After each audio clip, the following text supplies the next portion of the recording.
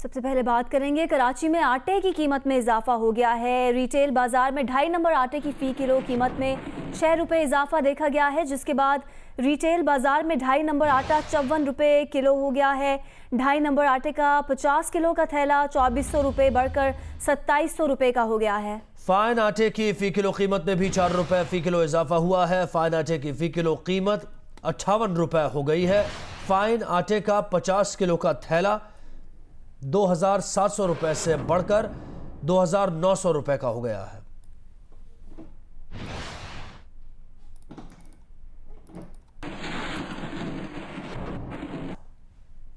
मुर्तज़ा वहाब ने अब से कुछ देर पहले एक प्रेस कॉन्फ्रेंस में खबरदार किया था कि वफाकी हुकूमत गलत पॉलिसी और नाअहली की वजह से गंदम का बहरान पैदा करेगी। खैबर पख्तूनख्वा और पंजाब में गंदम की ज़ख़ीरा अंदोज़ी शुरू कर दी गई है। पंजाब खैबर पख्तूनख्वा में कीमतें ज़्यादा होने से सिंध से गंदम स्मगल होगी। तर्जुमान सिंध हुकूमत ने यह दावा किया कि सिंध में कीमतें बरकरार रखने के लिए हर मुमकिन इक़दाम किए जा रहे हैं। ताहम इस दावे के कुछ ही देर में कराची में आटे की कीमतें बढ़ा दी गई। सिंध हुकूमत प्राइस कंट्रोल करने के लिए जो इक़दामात उठाने की ज़रूरत है वो उठा रही है, ताकि इन मुश्किल हालात में, इस मुश्किल वक्त में फूड इनसिक्योरिटी हमारे मुल्क में ना हो और गंदम वाफिर मिक़दार में अवेलेबल हो, प्राइसेस में इजाफा ना हो। एक बहरान की सिचुएशन क्रिएट की जा रही है खैबर पख्तूनख्वा में, पंजाब में। खैबर पख्तूनख्वा और पंजाब में रेट्स ज़्यादा हैं, जिसकी वजह से लोगों ने गंदम को अब होल्ड करना शुरू कर दिया है, ताकि कीमतों में मसनूई इजाफा किया जाए और सही वक्त पर, जिस तरह के चीनी बहरान में, अद्वियात बहरान में और बाकी तमाम बहरान में लोगों ने पैसे कमाए, माफियाज ने पैसे कमाए, उसी तरीके से इस सिचुएशन में भी पैसे कमाए जाए। वफाकी हुकूमत ने जुलाई के लिए LNG की कीमत में 6.36% तक इजाफा कर दिया है। ओगरा ने नई कीमतों का नोटिफिकेशन जारी कर दिया। ओगरा नोटिफिकेशन के मुताबिक जुलाई के लिए सुई नॉर्दर्न सिस्टम पर LNG की कीमत $34 इजाफे से $6.47 फी यूनिट मुकर्रर कर दी गई। सुई सदर्न सिस्टम के लिए LNG की कीमत $40 इजाफे से $6.67 फी यूनिट मुकर्रर की गई है। सुई नॉर्दर्न के सारिफीन के लिए LNG की कीमत फ़रोख्त 5.66% और सुई सदर्न सारिफीन के लिए 6.36% बढ़ी है। माहिरीन के मुताबिक LNG की कीमत में इजाफा जुलाई की फ्यूल प्राइस एडजस्टमेंट के जरिए बिजली सारिफीन पर बोझ का बाइस बन सकता है।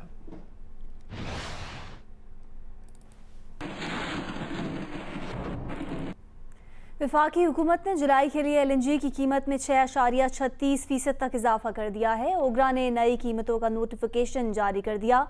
ओगरा नोटिफिकेशन के मुताबिक जुलाई के लिए सुई नॉर्दर्न सिस्टम पर LNG की कीमत $34 इजाफे से $6.47 फी यूनिट मुकर्रर कर दी गई है। सुई सदर्न सिस्टम के लिए LNG की कीमत $40 इजाफे से $6.67 फी यूनिट मुकर्रर की गई है। सुई नॉर्दर्न के सारिफीन के लिए LNG की कीमत फ़रोख्त 5.66% और सुई सदर्न सारिफीन के लिए 6.36% बढ़ी है। माहिरीन के मुताबिक LNG की कीमत में इजाफा जुलाई की फ्यूल प्राइस एडजस्टमेंट के जरिए बिजली सारिफीन पर बोझ का बायस बन सकता है। पीपल्स पार्टी सेंट्रल पंजाब के सदर कमर जमान खैर मीडिया से गुफ्तगू कर रहे हैं। एक काबिल बर्दाश्त और सबका पाकिस्तान चाहते हैं, जिसमें तमाम मज़ाहिब, तमाम मसालिक, तमाम कौमियतों के मानने वाले, शनाख्त रखने वाले लोगों को इक्वल स्टेटस के साथ रहने का हक दिया जाए। हम उसके हमेशा तर्जुमान रहे हैं। हम एक आईनी जमहूरी पाकिस्तान, एक सबके पाकिस्तान के लिए हमेशा कोशां रहे हैं, आज भी हैं, और जब तक हम हैं ये अमल हमारा तो जारी रहेगा। लेकिन हमें हैरानगी इस बात की है, और हमारी जो दुश्मनी है वो भी जारी रहेगी, और इंशाअल्लाह फतह हमारी होगी। लेकिन हैरानगी और अफसोस और परेशानी इस अमर की है कि कल से हुकूमत की तरफ से, न वज़ीर आज़म की तरफ से, आपके पार्टी, सीनियर पार्टी के चेयरमैन को थ्रेट किया गया है, बीबी शहीद को कत्ल करने का ऐलान किया गया है, उस पे हुकूमत की तरफ से कोई बात नहीं आई। वजारत दाखिला के तर्जुमान की बात भी नहीं आई। वजीर साहब तो एक तरफ, और जो वजीर आजम साहब हैं, खुद खान साहब, वो जो सोच है वो उनमें भी प्रवेल करती है। वो उसामा बिन लादेन के ऊपर, जो पाकिस्तान का कातिल है, जो बीबी शहीद को कत्ल करने, उनकी हुकूमतों को गिराने, इस मुल्क में जमहूरियत को ख़त्म करने की कोशिश करता रहा, जो सारी दुनिया का मुल्ज़िम था, उसको तो आप शहीद कहते हैं। उसको अगर हमने कंडेम किया और आपको उस पर अफसोस हुआ है तो वो तो हम करेंगे। तो वज़ीर आज़म साहब अपनी पोजीशन वाज़े करें, उनकी हुकूमत अपनी पोजीशन वाज़े करे कि वो उसामा बिन लादेन का इशू हो या ये ट्वीट आया है उस पर कोई बात हो। गवर्नमेंट अपनी पोजीशन वाज़े करे, वरना हम हक बजानिब होंगे कि इसके बाद हम अपना क्या नुक्ता नज़र लेते हैं। और तीसरा, एहसानुल्लाह एहसान फरार हुआ। हम हुकूमत वक्त से, इस मुल्क के तमाम इदारों से ये मुतालबा करते हैं, क्योंकि एहसानुल्लाह एहसान जिस तंजीम से वाबस्ता था वो माजी में भी हमारे दुश्मन थे, वो सोच के दुश्मन थे, वो पाकिस्तान के दुश्मन थे। वो किन हालात में फरार हुआ है, वो कहाँ से फरार हुआ है? कैसे हो सकता है कि हमारी कौमी तहवील में एक शख्स हो और वो फरार हो जाए, उसके ऊपर कोई JIT नहीं बनी?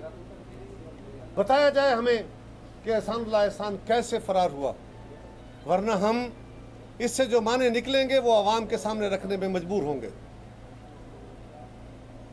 इसी तरह आज पाकिस्तान में जो हालात हैं, इमरान खान साहब ने और उनकी हुकूमत ने पाकिस्तान को जिस नहज पे पहुंचा दिया है, आज रोज नए बहरान हैं। कभी अद्वियात का बहरान है, कभी चीनी का बहरान है, कभी आटे का बहरान है, कभी तेल का बहरान है, कभी कर्जों का बहरान है, कभी बिजली का बहरान है। वो मसाइल जो पाकिस्तान से खत्म हो गए थे, वो मसाइल फिर उठ रहे हैं। और उसके ऊपर वजीर आजम साहब हमेशा यही कहते हैं कि ये माफियाज रोल अदा कर रहे हैं। माफियाज नहीं हुजूर वाला, आपके अपने लोग, आपके दाएं बाएं खड़े, आगे पीछे आपकी जमात के अंदर मौजूद लोग, वो हैं माफियाज के सरबराह। चीनी के ऊपर बड़ा शोर होता था, मियां नवाज शरीफ फैमिली और आसिफ जरदारी साहब को बड़ा इल्जाम दिए जाते थे कि चीनी उनका कारोबार है। आपके कमीशन ने बताया है कि आसिफ जरदारी साहब पे जिस ग्रुप के साथ शेयर होल्डर होने का इल्जाम है, उनका तो टोटल 1.5% प्रोडक्शन में हिस्सा है। मियां नवाज शरीफ फैमिली का 4.5% हिस्सा है। ये दोनों खानदान क्लब भी कर दें तो 6% हिस्सा है। खान साहब, आपके तो एक साथी का हिस्सा प्रोडक्शन का 20% है, दूसरे का 16% है, किसी का 10% है, किसी का 6% है। कोई 80% हिस्से तो शुगर के आपके अपने घर में हैं या आपके अपनी पार्टी में हैं। इसीलिए नोटिस लेने के बावजूद, अदालतों के नोटिस लेने के बावजूद भी आज भी चीनी सस्ती नहीं हुई।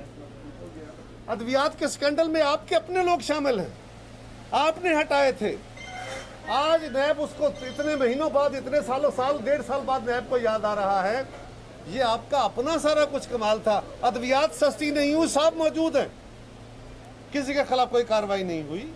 आटे का बहरान था और आज एक फिर बहरान पैदा हो रहा है। अनफॉर्चुनेटली ये फिर गंदम का बहरान फिर सर उठा रहा है। अभी गंदम की फसल उठाई गई है और वजीर आजम साहब सिर्फ सिंध हुकूमत को मुर्दे इल्जाम ठहरा देने से काम नहीं चलेगा। आपको अपनी पोजीशन वाज़े करनी होगी। गंदम स्मगल हो रही है, KPK से स्मगल हो रही है, आपको उस स्मगलिंग को रोकना होगा।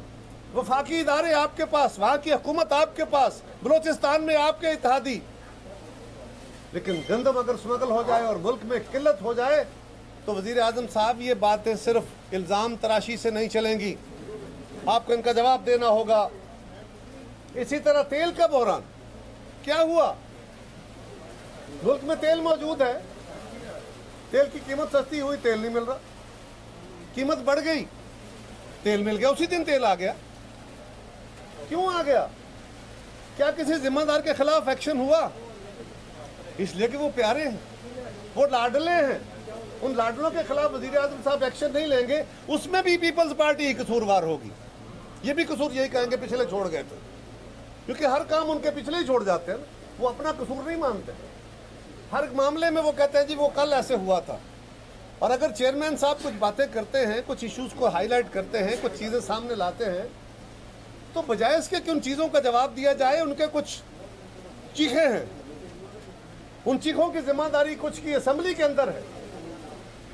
वो असेंबली के अंदर उठ के उनके ऊपर हर्जा सराई करते हैं, बदतमीजी करते हैं और उनको शाबाशियाँ मिलती हैं।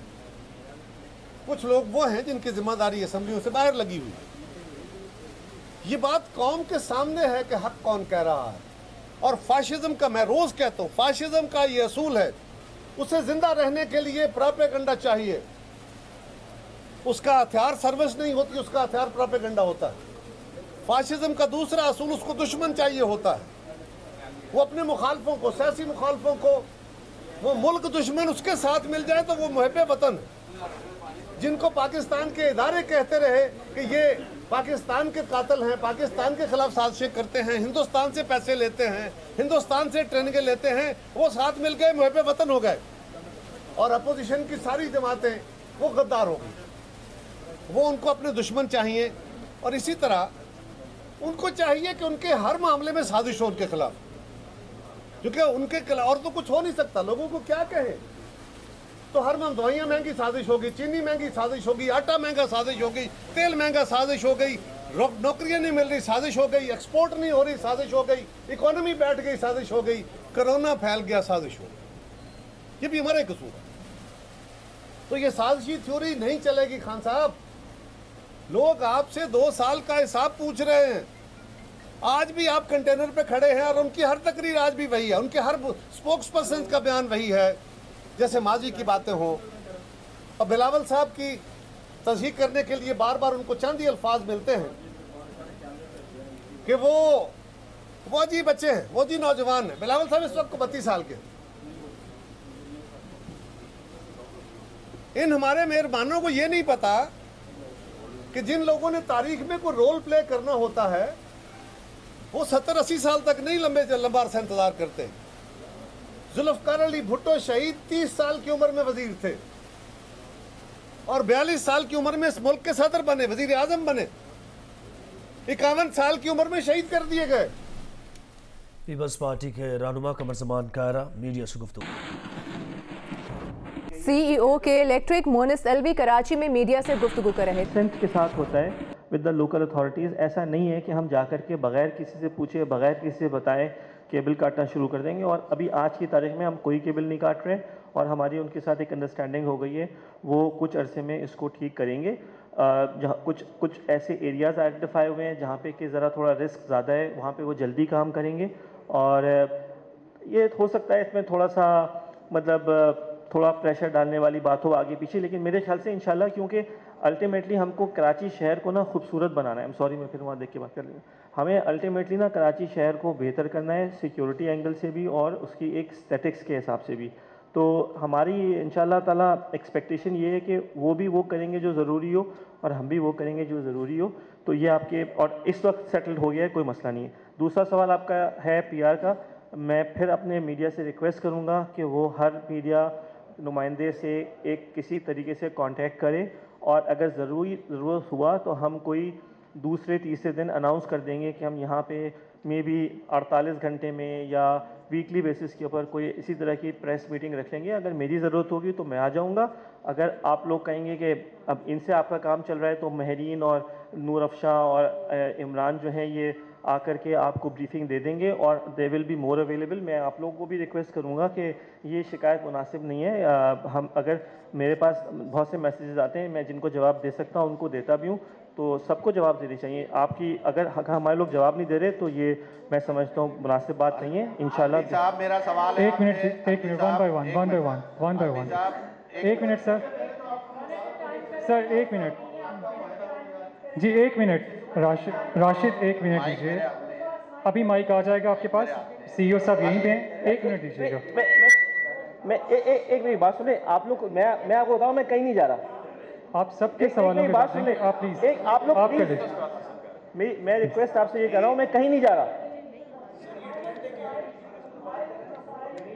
यार। मेरी वन बाय वन जी, एक बात सुने, एक एक करके यार। जब आपको कह रहा हूँ ना कि मैं प्लीज बैठे, आप बैठ जाए। कोई डिक्टेट नहीं कर रहा आपको, आप प्लीज बैठ जाइए, कोई मसला नहीं, प्लीज एक एक करके रिक्वेस्ट है, आप बैठ जाए। नहीं, मेरे सवाल यहीं पे हैं हम लोग, डोंट वरी, प्लीज बैठें। आप बैठ जाए यार, आप बैठे, प्लीज बैठे यार।